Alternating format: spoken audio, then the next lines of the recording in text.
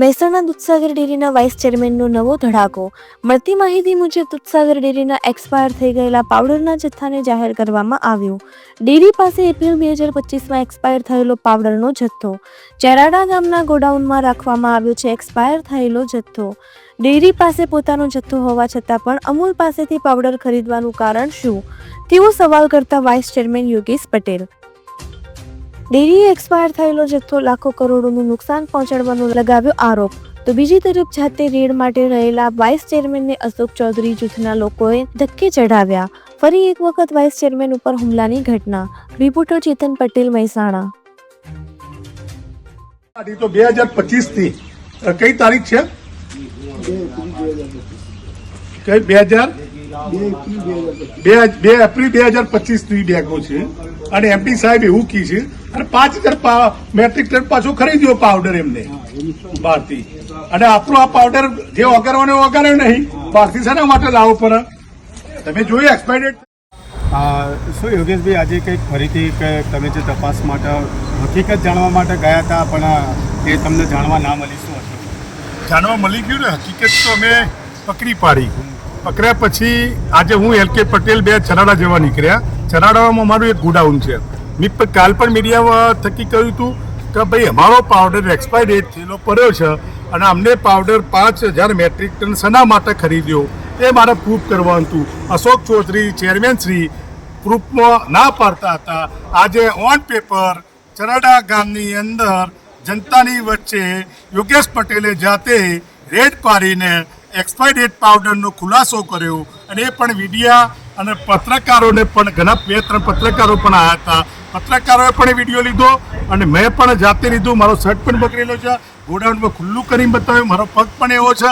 પણ આજે કાલના જેવી પરિસ્થિતિ અશોક ચૌધરીએ બનાવી. આજે પણ એમના ઘણા લોકો ગુંડા તત્વ લોકો આવીને એક પત્રકાર ઉપર પણ જેમ તેમ વર્તન એમને કર્યું. આજ મારી જોડે પણ વાઇસ ચેરમેન છતાં પણ અમે તપાસમાં પણ ના જઈ શકીએ, એ ચાવી પણ ના આપી શકીએ, એ પ્રકારની પરિસ્થિતિ કરી છતાં પણ ફોલાઈને અમે ચાવી લીધી. ચાવી લીધા પછી એ લોકો પસ્તાને કે ભાઈ આ તો પાણી પડે છે. અમે પહેલાં એવું કીધું કે ભાઈ આપણે ગોડાઉનમાં પાણી પડે છે કે નહીં જોવા માટે આવ્યા છીએ.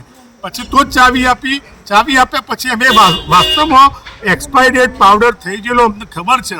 અમે બોર્ડની અંદર અનેક વાર રજૂઆત કરી છે. કરોડો રૂપિયાનું નુકસાન જાય છે, એ ભોગવવાનું એમડીને ભોગવવું પડશે અને ચેરમેન શ્રીને ભોગવવું પડશે.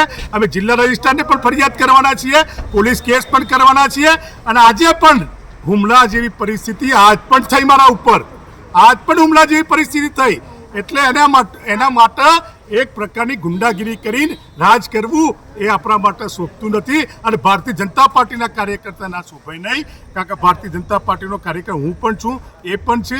હું જનસંઘનો પરિવાર છું એટલે હું સમજું છું. મને સાચી બાબત બહાર લાવવામાં મને લાગણી છે અને મારા પશુપાલકો માટે હું બધું બહાર લાવું છું. પશુપાલકો માટે હું સત્તા ઉપર આવેલો છું, તો એ સત્તાનો મારે દુરુપયોગ પણ ના કરવો જોઈએ. જે દુરુપયોગ કરતો હોય એને હું ચલાવી નહીં લેવાનો. અને આજે પણ મેં તમને વિડીયો સમક્ષ અને બેગને આખા ગોડાઉનના ફોટા પાડ્યા છે, પત્રકારો પણ ફોટા પાડ્યા છે અને એ વિડીયો પણ આવી ગયો છે. દૂધ પાણીનું પાણી થઈ ગયું. અને તમે અશોક ચૌધરી જોડે એનો સવાલનો જવાબ માગજો.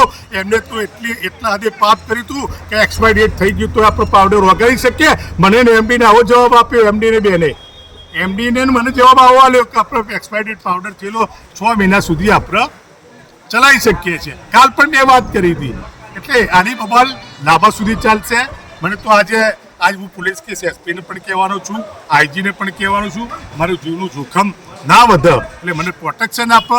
જ્યારે ડેરીની મિટિંગમાં જવાનું ત્યારે પ્રોટેક્શન આપો, જનરલમાં જવાનું ત્યારે પ્રોટેક્શન આપો.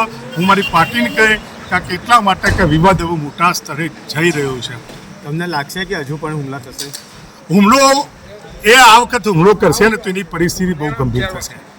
હુમલો જવાબ આપવા તૈયાર છું. હું આજે બહુ સહન કરવાની શક્તિ એવું મારામાં રહી નથી, કારણ કે હુમલો ક્યાં સુધી સહન કરવાનો? 2 વાર 3 વાર 4 વાર પછી માણસ સીધો હોય એટલે શું કરે? મોટો હુમલો કરી દેશે. અને જ્યારે હું મોટો હોઉં એને મારે જ્યારે હુમલો કરવાનો આવશે ને ત્યારે હું તો ખુલ્લો બજારમાં ફરીશ. એને બજારમાં ફરતા સંતાવવું પડશે કે એટલા માટે કે એને ખોટું કર્યું છે. હું તો માર ખાઈને બેન ઘેરે રહેવાનો. પણ હવે હુમલો કરશે તો મને સહન થાય નહીં. હવે એમને પણ કહેવાનો છું, એમને પણ ગાંધીનગર આવવાનું છે, એમને પણ માણસા આવવાનું છે, એમને પણ મહેસાણા જિલ્લામાં ફરવાનું છે. એટલે હું ના મર્દ નહીં, હું મર્દ જ છું. એટલે આજે આ મુદ્દામ કંટાળીને હું બોલું છું કે ભાઈ આવો લાફાનો જવાબ લાફે